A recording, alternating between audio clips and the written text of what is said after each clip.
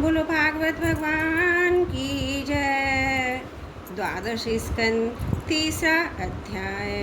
राज्य युग धर्म और कलयुग के दोषों से बचने का उपाय। नाम संकीर्तन।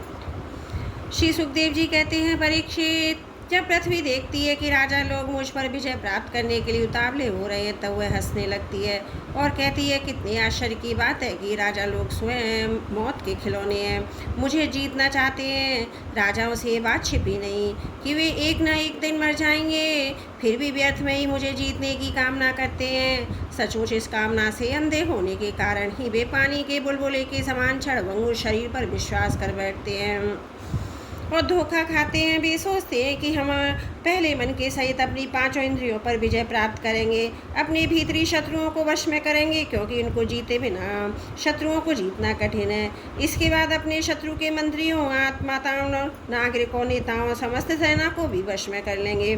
जो भी हमारे विजय मार्ग में कांटे बोएगा, उसे हम अवश्य जीत लेंगे। इस प्रकार धीरे धीरे क्रम से सारी पृथ्वी हमारे अधीन हो गई है। फिर तो समुद्री हमारे राज्य की खाई का काम करेगा। इस प्रकार भी अपने मन में अनेकों आशाएं बांध लेते हैं। उन्हें ये बात बिल्कुल नहीं सूझती कि उनके सिर पर काल सवार है। यहीं तक नहीं, जब एक द्वीप उनके वश में हो जाता है, तब वे दूसरे द्वीप पर विजय करने के लिए बड़ी शक्ति और उत्साह के साथ समुद्र यात्रा करते हैं। अपने मन को, इंद्रियों को वश में करके लोग मुक्ति प्राप्त करते हैं, परंतु ये लोग उनको वश में करके भी थोड़ा सा भूभाग भी प्राप्त करते हैं। इतने परिश्रम और आत्मसंयम का यह कितना तुच्छ फल है।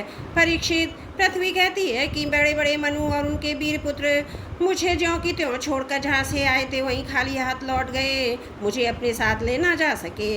अब ये मूर्ख राजा मुझे युद्ध में जीत कर वश में करना चाहते हैं। जिनके चित्त में ये बात दृढ़ मूल हो गई है, भी पृथ्वी मेरी है। उन दुष्टों के राज्य में मेरे लिए पिता, पुत्र और भाई भाई भी आपस में लड़ बैठते हैं। वे परस्पर इस प्रकार कहते हैं, ओ मूढ़, ये सारी पृथ्वी मेरी, ये तेरी नहीं। इस प्रकार राजा लोग एक दूसरे को कहते सुनते हैं, एक दूसरे से स्पर्धा करते हैं, मेरे लिए एक दूसरे को मारते हैं, स्वयं मर मिटते हैं। पृथु, पुरुर्वाग आदि नहुष, भरत, शस्त्र, वायु, अर्जुन, मानधाता, सगर, राम, खंडबाग, धुंधुमार, रघु, तृणविद्धु, ययाति, शर्याति, शंतनु, भागीरथ, कुवलयाश्व, कुकुत्स्थ, नल, नृग, हिरण्यकश्यप, वृत्तासुर, लोकद्रोही रावण, नमुषि, शंबर, भौमासुर, हिरण्याक्ष और तारकासुर तथा बहुत से दैत्य एवं शक्तिशाली नरपति हो गए। ये सब लोग कुछ समझते थे, शूर थे, सभी ने दिग्विजय में दूसरों को हरा दिया, किंतु दूसरे लोग इन्हें जीत न सके, परंतु सबके सब मृत्यु के ग्रास बन गए। राजन, उन्होंने अपने पूरे अंतकरण से मुझ में ममता की और समझा कि ये पृथ्वी मेरी है, परंतु विकराल काल ने उनकी लालसा पूरी न होने दी। अब उनके बल, पौरुष और शरीर आदि का कुछ पता ही नहीं, केवल उनकी कहानी मात्र शेष रह गई।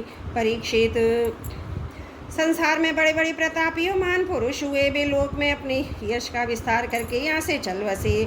मैंने तुम्हें ज्ञान वैराग का उपदेश करने के लिए उनकी कथा सुनाई है। ये सब वाणी का विलास मात्र है, इसमें परमार्थिक सत्य कुछ भी नहीं। भगवान श्री कृष्ण का गुणानुवाद समस्त मंगलों का नाश करने वाला है। बड़े बड़े महात्मा उसी का गान करते रहते हैं। जो भगवान श्री कृष्ण के चरणों में अनंत प्रेममयी भक्ति की लालसा रखता है, उसे नित्य निरंतर भगवान के दिव्य गुणानुवाद का ही श्रवण करते रहना चाहिए। राजा परीक्षित ने पूछा, भगवान, मुझे तो कलयुग में राशि राशि दोषी दिखाई दे रहे हैं। उस समय लोग किस उपाय से उन दोषों का नाश करेंगे? इसके अतिरिक्त योगों का स्वरूप उनके धर्मकल्प की स्थिति और प्रलय काल के मान एवं सर्वव्यापक सर्वशक्तिमान भगवान के काल रूप का भी यथावत वर्णन कीजिए। श्री सुखदेव जी कहते हैं, परीक्षित, सतयुग में धर्म के 4 चरण होते हैं। वे चरण होते हैं सत्य, दया, तप और दान। उस समय के लोग पूरी निष्ठा के साथ अपने अपने धर्म का पालन करते हैं। धर्म स्वयं भगवान का स्वरूप है। सतयुग के लोग बड़े संतोषी और दयालु होते हैं। वे सबसे मित्रता का व्यवहार करते हैं, शांत रहते हैं, इंद्रियां और मन उनके वश में रहते हैं। सुख दुख आदि द्वंद्वों को वे समान भाव से सहन करते हैं। अधिकांश लोग तो समदर्शी और आत्माराम होते हैं। बाकी लोग स्वरूप स्थिति के लिए अभ्यास में तत्पर रहते हैं। परीक्षित, धर्म के समान अधर्म के भी 4 चरण हैं, असत्य, हिंसा, असंतोष और कलह। त्रेता युग में इनके प्रभाव से धीरे धीरे धर्म के सत्य आदि चरणों का भी चतुर्थांश क्षीण हो जाता है। राजन, उस समय वर्णों में और ब्राह्मणों की प्रधानता क्षुण होती है। लोगों में अत्यंत हिंसा लंपटता का अभाव रहता है। सभी लोग कर्मकांड और तपस्या में निष्ठा रखते हैं और धर्म अर्थ काम रूप त्रिवर्ग का सेवन करते हैं। अधिकांश लोग कर्म प्रतिपादक वेदों के पारदर्शी विद्वान होते हैं। द्वापर युग में हिंसा असंतोष झूठ और द्वेष अधर्म के इन चरणों की वृद्धि हो जाती है, पर इनके कारण धर्म के चारों चरण तपस्या सत्य दया और दान आधे आधे क्षीण हो जाते हैं। उस समय के लोग बड़े यशस्वी कर्मकांडी और वेदों के अध्ययन अध्यापन में बड़े तत्पर होते हैं। लोगों के कुटुंब बड़े बड़े होते हैं, प्राय लोग धनाढ्य एवं सुखी होते हैं। उस समय वर्णों में क्षत्रिय और ब्राह्मण दो ही वर्णों की प्रधानता होती है। कलयुग में तो अधर्म के चार चरण अत्यंत बढ़ जाते हैं, उनके कारण धर्म के चारों चरण क्षीण हो जाते हैं। उनका चतुर्थांश ही बच रहता है, अंत में तो उस चतुर्थांश का भी लोप हो जाता है। कलयुग में लोग लोभी दुराचारी कठोर हृदय होते हैं। वे झूठ मूठ एक दूसरे से बेर मोल ले लेते हैं, लालसा तृष्णा की तरंगों में बहते रहते हैं। उस समय के अभागे लोगों में शूद्र केवल आदि की प्रधानता रहती है। सभी प्राणियों में तीन गुण होते हैं, सत्य रज और तम। काल की प्रेरणा से समय समय पर शरीर प्राण और मन में उनका ह्रास विकास भी हुआ करता है। जिस समय मन बुद्धि और इंद्रियां सत्गुण में स्थित होकर अपना काम करने लगती हैं, उस समय सतयुग समझना चाहिए। सतगुण की प्रधानता के कारण मनुष्य ज्ञान और तपस्या से अधिक प्रेम लगता है। जिस समय मनुष्यों की प्रवृत्ति रुचि धर्म अर्थ और लौकिक पारलौकिक सुख भोग की ओर होती है और शरीर मन और इंद्रियां रजोगुण में स्थित होकर काम करने लगती हैं।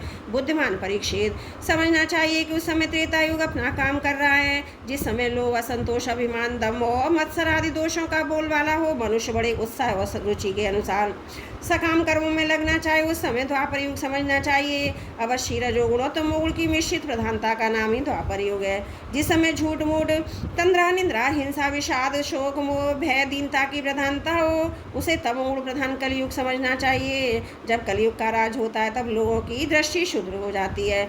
अधिकांश लोग होते हैं तो अत्यंत निर्धन, परंतु खाते बहुत अधिक है। उनका भाग्य तो होता है बहुत ही मंद, चित्त में कामनाएं होती बहुत बड़ी बड़ी। स्त्रियों में दुष्टता और उल्टापन की वृद्धि हो जाती है। सारे देश में गांव गांव में लुटेरों की प्रधानता प्रचुरता हो जाती है। पाखंडी लोग अपने नए नए मत चलाकर मनमाने ढंग से वेदों का तात्पर्य निकालते रहते हैं, इस प्रकार उन्हें कलंकित करते हैं। राजा कहलाने वाले लोग प्रजा की सारी कमाई हड़प कर उन्हें चूसने लगते हैं। ब्राह्मण नामधारी जीव पेट भरने और जनेंद्रियों को तृप्त करने में ही लग जाते हैं। ब्रह्मचारी लोग ब्रह्मचर्य से रहित और अपहृत रहने लगते हैं। ग्रस्त दूसरों को भिक्षा देने के पहले स्वयं भीख मांगने लगते हैं। वानप्रस्थी गांवों में बसने लगते हैं। सन्यासी धन के अत्यंत लोभी अर्थ विशाच हो जाते हैं। स्त्रियों का आकार तो छोटा हो जाता है पर भूख बढ़ जाती है, उन्हें संतान बहुत अधिक होती है। वे अपनी कुल मर्यादा का उल्लंघन करके लाज हया जो उनका भूषण है छोड़ देती हैं। वे सर्वदा कड़वी बातें कहती रहती हैं। चोरी तथा कपट में बड़ी निपुण हो जाती हैं। उनमें साहस भी बढ़ जाता है। व्यापारियों के हृदय में अत्यंत क्षुद्र हो जाते हैं। वे कोड़ी कोड़ी से लिपटे रहते हैं। छदाम छदाम के लिए धोखाधड़ी करने लगते हैं।